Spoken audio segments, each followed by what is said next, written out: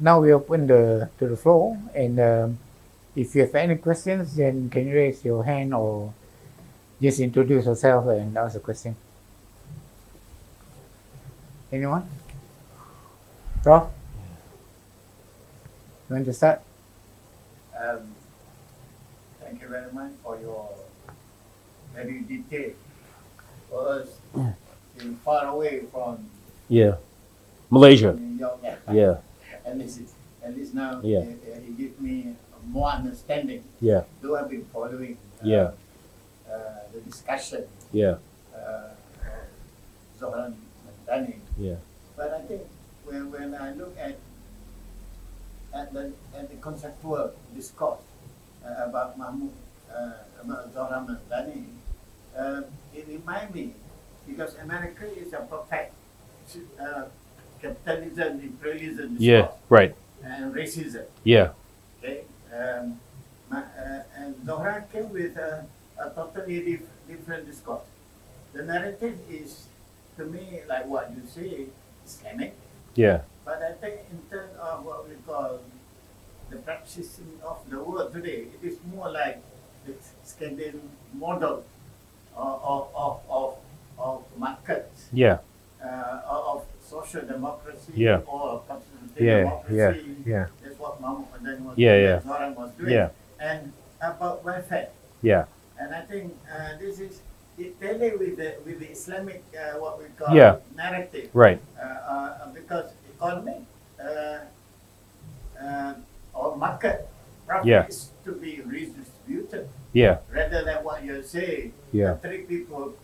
Yeah. Have all the wealth. Everything. Yeah. Because, Yeah. but to me, in order to internalize that feeling for you Yeah. to express in terms Yeah. of social action, Yeah. then we need to discuss the foundation of faith and the foundation of iman or Yeah. taqwa, because Yeah. without that you Yeah. won't be motivated, Yeah. because Yeah. your love of Allah, Yeah. Yeah. that will push you like Yeah. that, what we Yeah. call Sayyid Osman or Abdul Rahman. Yeah. They sacrifice the world Yeah. for heaven. Yeah. And I think this is something that we should discuss too, Yeah, in order yeah. Yeah. to as Muslim. Yeah. Probably the discussion is not meant for Yeah. non-Muslim, Yeah, but yeah. it is within our Yeah. community. Yeah. The foundation of Yeah. faith must be Yeah. strengthened. That is my Yeah. So you just reminded me of something. One of the big influences on me growing up as a Muslim is the work of the late great scholar Fazlur Rahman. Yeah, yeah. So Fazlur Rahman, in his book that I think you've translated, Yeah. the major themes of the Quran, which is a wonderful book. He identifies this this theme in the Quran that I just identified a moment ago when I recited Surah Al-As, when he says, "Innal insana lafi khusr illa alladhina amanu wa amalu salihat wa tawasaw bil haqq wa tawasaw bis sabr," except for those who have faith and do good deeds. Except for those who have faith and do good deeds. And in Rahman's book, he says this theme of having faith and doing good deeds appears time and time and time and time again throughout the Quran. So what do we learn? We learn that having faith is not sufficient by itself. You have to match it with good deeds, right? So if you are just simply doing ibadat, and you're not doing mu'amalat in terms of your social interaction in a just way, I think one can make the argument that you are violating a core theme that appears throughout the Quran.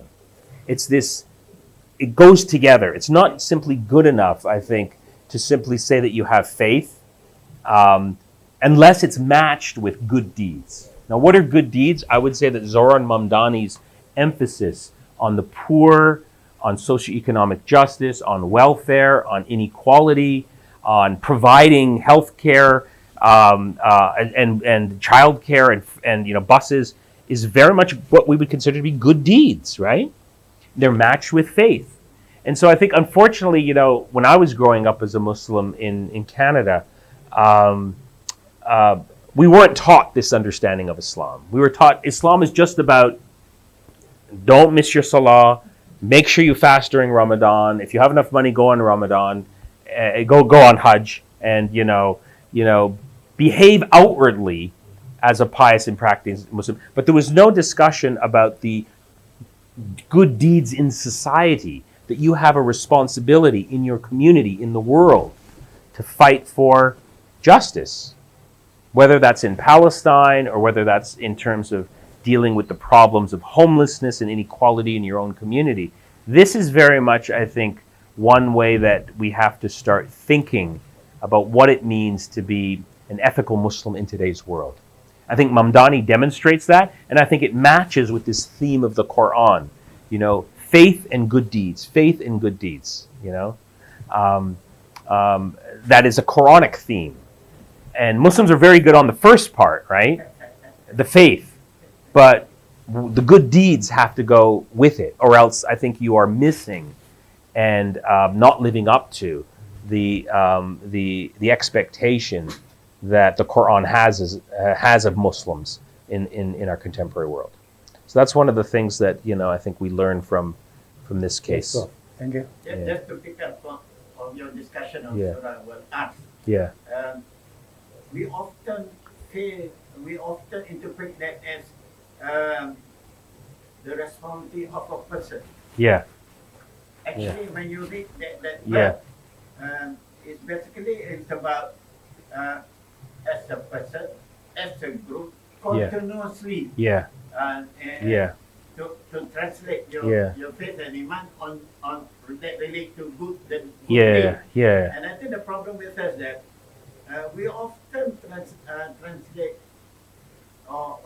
many of the Islamic what we call of the Quranic verse Yeah. in terms of always the individual. Yeah. Yeah. And I think Yeah. that's a problematic with Yeah. that's how we fail to organize. Yeah. We fail to do what Yeah. Zohran did in New York. Yeah. I agree. I was very inspired when I saw that clip when he stands up and he says, "What does it mean for New York to have a Muslim mayor?" And he was actually, if you watch the clip, there was a lot of young Muslims that were listening to him, and they were really inspired, and they were saying, "Oh, when I grow up, I want to be like Zohran Mamdani." And Mamdani said, "Look, I learned from my grandmother that to be a Muslim means to be a good person, to be an honest person, to care about society." And so Zohran Mamdani has inspired a lot of people in New York City and in the United States, including a lot of young Muslims who are saying, "Wow, if this guy can be a proud Muslim, run for political office, and on an agenda that's rooted in socioeconomic inequality and fighting for the poor and the disadvantaged, if he can do it, then I can do it." And so he's acted in many ways as a role model. It's actually very, if you watch this documentary, it shows how, he mobilized a lot of these, Muslim members of the Bangladeshi and Pakistani community who went around and mobilized for him. And then he inspired young people to think about what it means to be a Muslim in this Zohran Mamdani type of way. That it's not just about having faith, it's putting faith into action in terms of doing good deeds and trying to solve society's problems. So this is in many ways this is my reading, this is just basic Islam. This is like the simplest understanding of Islam. But for many Muslims, when you talk to them about this, my God, I've never heard of an Islam in this way. I thought Islam was just about ibadat. Khalas, that's it. Nothing more. There's a social, economic justice, and so this is, I think, one of the areas where there's a lot of work to be done in the area of Islamic ethics. Yeah. Can I get the one, please? Yeah. I totally agree with you. I mean, Yeah. Oh, Prof. Hisham, Yeah. come. yes, Yeah. let's deal with it. It's a fringe, like it or not, it's a fringe understanding. Yeah. It's a minority. Yeah. And it comes from the West. Yeah. It did not come from a major Muslim society. Quietly. What we have Yeah. now is all this talk about Islamic economics. Yeah. Yeah. All this halal, Yeah. and it Yeah. doesn't discuss public. Yeah. I mean, I had an Islamic economist tell me he goes through poverty. Yeah. This, Yeah. Yeah. we deal with, and his background is very much capitalism. Yeah. It justifies. Yeah. You should have Yeah. constraints. Yeah. This. Yeah. What Yeah. you're talking about, yes, I agree with that. Yeah. What everybody is talking Yeah. about. The question is, why are we not talking about it? It has to come from someone Yeah. from New Yeah. York. Yeah. Yeah. Yeah. And even that hasn't trickled down. Yeah. And, it did not change the way most Muslim societies Yeah. think. Yeah. How do we achieve this? We start by talking about it. We start by having public programs on it. We start by getting our imams to come to the meetings and say, why in your Jummah khutbah, with all of this inequality and poverty and, the problems that go, why aren't you speaking about this every Friday, or at least some aspect of it? So the problem is many ways, I know what they'll say. They'll say, oh, this is not Islamic. The poor are the more religious. Yeah. That's what they will say. The Christian poor. Yeah, well, whatever. But I think the reason why we're not talking about this, I think one reason why is if you go to Al Azhar or you go to any Islamic university or training system, the problem starts there. This needs to be part of the basic sort of instruction of what it means to be a religious leader. You have to be engaged in these basic questions of Islamic ethics and questions of economic poverty.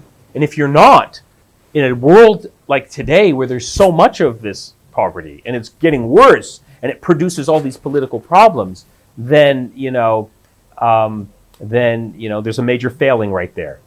And I think there's also powerful political interests that don't want to talk about issues of inequality and injustice because they have material interests that benefit from a capitalist system, right? So that's a problem as well. And I think fundamentally, in order to have these types of conversations, and it's not a coincidence that someone like Khalid Abu Fadl is saying this in UCLA and Fazlur Rahman was saying this in Chicago, you need an open society, fear that doesn't have political consequences of repression and punishment if you speak out and you have these conversations, right? In many Muslim societies, if you try to have this debate, somebody in political power won't like it and you get punished in some way. Either they'll arrest you or punish you or silence you or fire you. So you have to have a free environment where you can have these types of discussions. And so in many ways, it's the obligation of individual Muslims to push this forward as much as possible. And so that's the challenge for the Islamic Renaissance Front. I know your plate is already full, Farouk, with other topics and issues, but I'm giving you another challenge to talk about this whole theme of the question of economic inequality and its connection to Islamic ethics. Yes, and Maziru. Dr. Nader, Yeah. what is your prediction on Zohran Mamdani Yeah. after he met Donald Trump? Yeah. Yeah. Many people Yeah. that initially Yeah. have a good ideology, fighting for the people, Yeah. when they become to the power, facing the real politics, Yeah. they became part of the system. Yeah. So based on your Yeah. analysis on the Yeah. American politics, Yeah. Mamdani's surrounding, Yeah. financial, Yeah. and then he became the mayor of the city of the Titan. Yeah. So Yeah. what is your prediction on Mamdani? Yeah. So one thing we have to realize is we shouldn't ever over-romanticize any individual. Because any individual can start off with a very good agenda. But when he goes into power, there's all these political forces that are pulling at him in different directions and whispering in his ear. So someone can campaign on a platform that's very noble and righteous, but when they become a politician and they obtain that political power, we have many examples where they go off in a different direction. So that could happen to Mamdani. We don't know yet, right? If it happens, then we'll criticize him.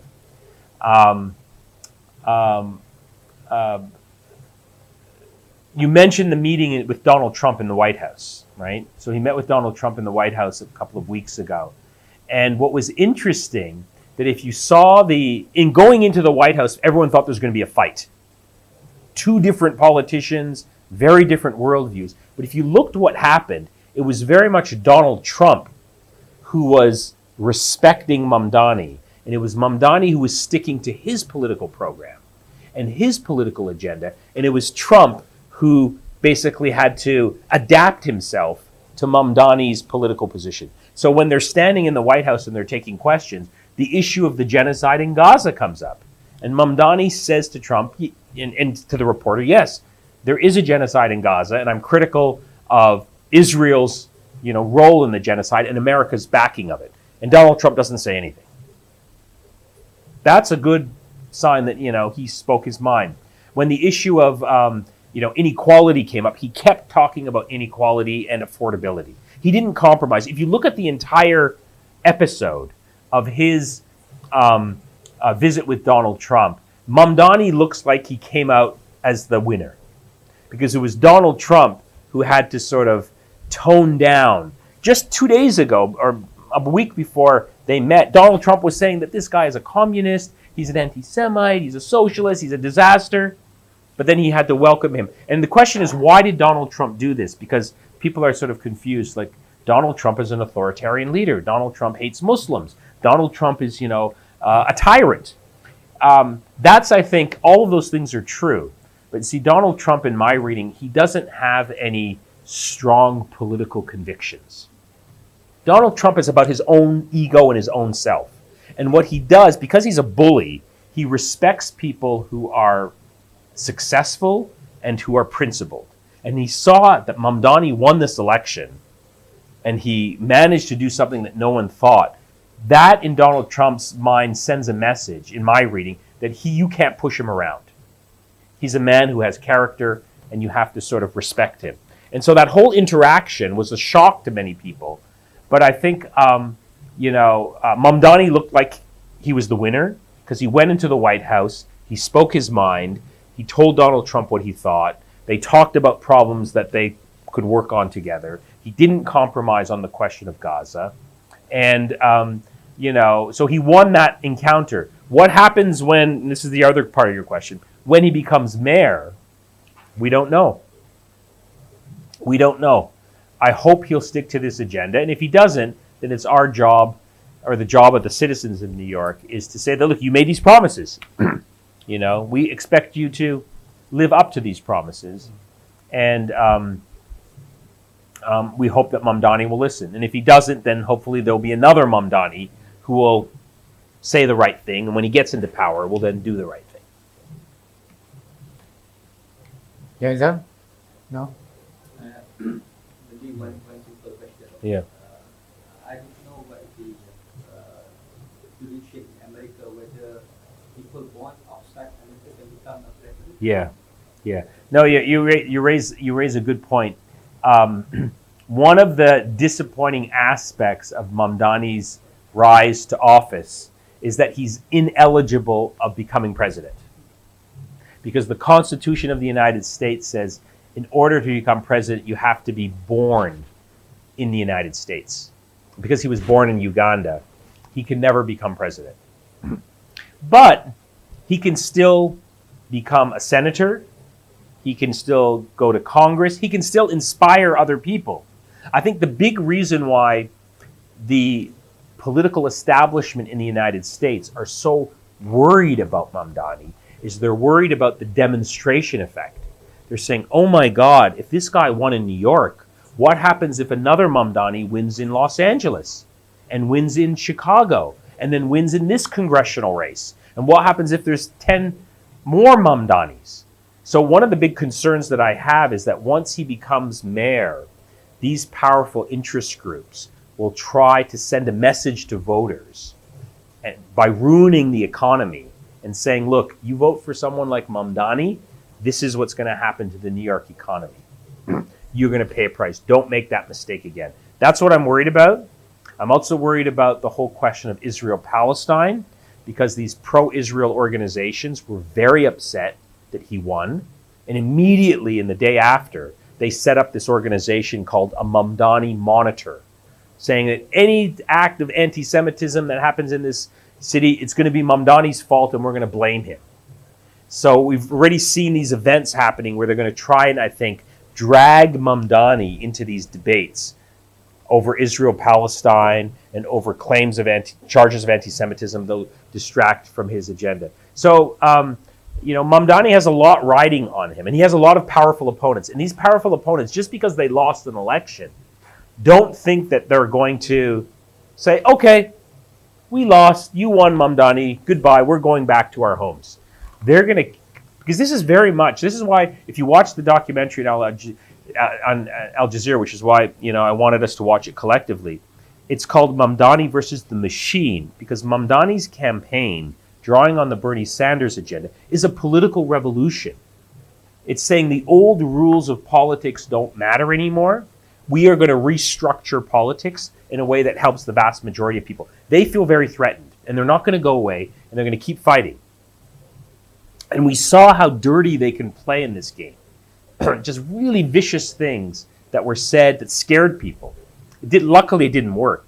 So Mamdani, I think the threat that Mamdani poses is the threat of a good example and the threat of many more Mamdanis. And we'll get a sense of this fairly quickly because if you know in the United States, the members of Congress are voted into office every 2 years. So in about a year from now, there'll be another congressional race, and we'll see how many other people like Mamdani can get elected into office and whether he'll be successful. So, that's where things are. Yes, I think we can have one last question before we close the session. Anyone? Yes. My name is Sama. Thank you so much for your such reviews.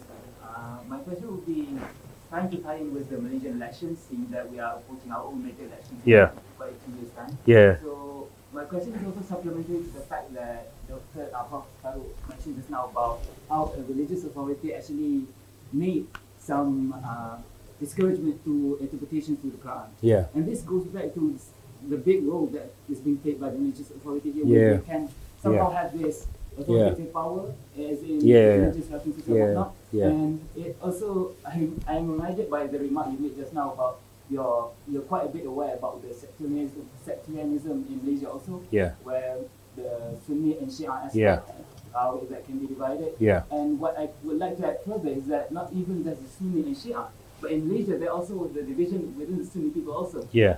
Because the most recent thing that happened here, where there was an interpretation that was trying to be made to the definition of Al-Sunnah wal Jama'ah, and there was a big debate between Muslims and Sunni people about how we approach that definition. Yeah. So my question here is that to what extent that looking over the New York election and the Malaysian election to be coming, that Islamic values can be outwardly expressed in the context of making an election. Because when we look in the New York aspect of how Islamophobia has become, and in the Malaysian aspect of how Islam in itself is also divided. Because one thing that I can see, the correlation we can see in New York and Malaysia is that both are multicultural populations. Right. So the degree of Islamophobia is much different. Right. New York is high Islamophobia. But in Malaysia, there's a crisis of the antithesis of Islamophobia, where Muslims are actually phobia to anything that is not necessarily anti-Muslim, but non-Muslims. So that is a dilemma in Malaysia. So it goes back to my question: to what extent that we can see Islamic values be outwardly expressed by candidates when they bring about an election? Because truthfully, when I put it into a personal anecdote, I was following with Zohran's campaign where it was Democratic primary and the mayoral election. So when I was following him, so there are some times when he was doing his campaign, when he said, "We are serving you because we are you." That one concept in myself thought, you can just say also, you also, right. You just put in some Islamic values to the minds of these people, and also be not only attracted to his message, but also attracted to Islam in itself. So I was wondering if there is any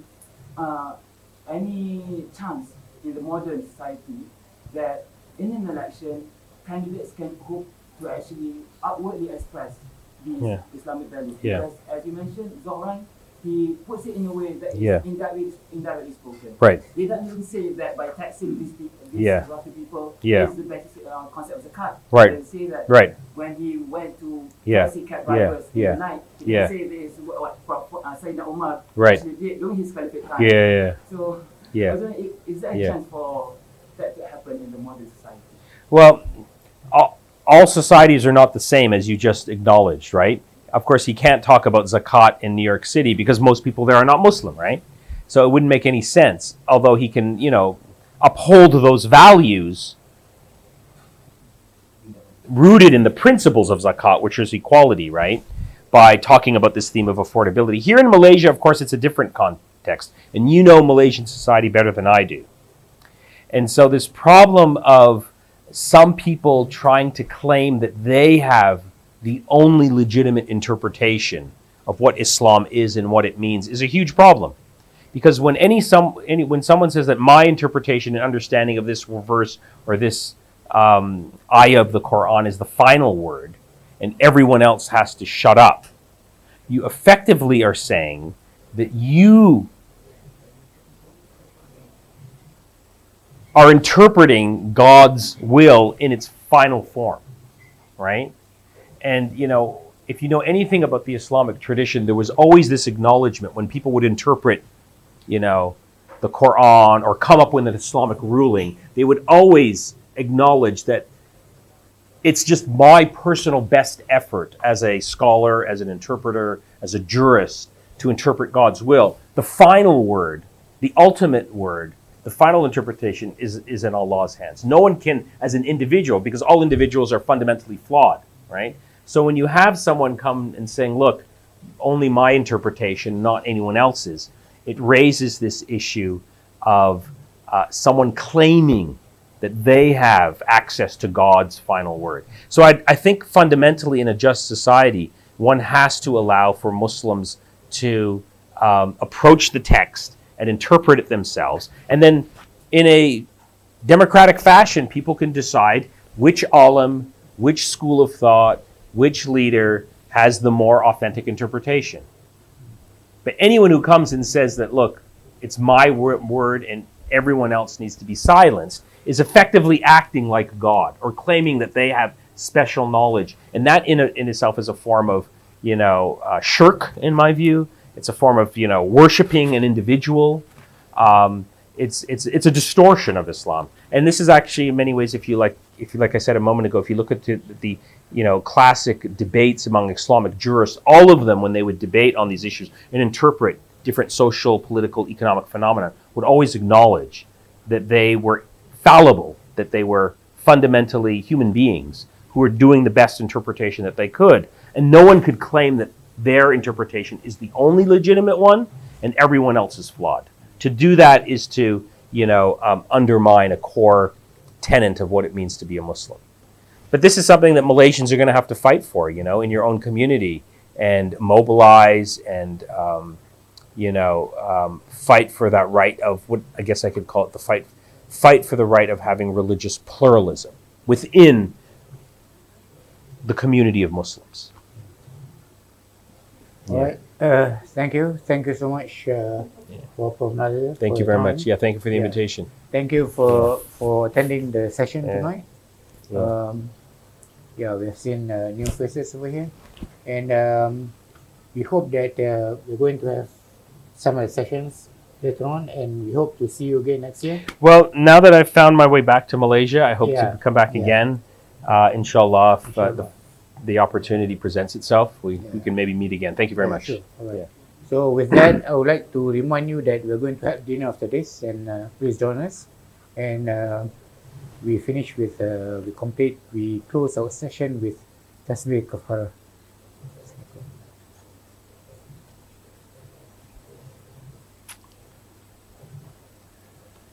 Assalamualaikum warahmatullahi wabarakatuh.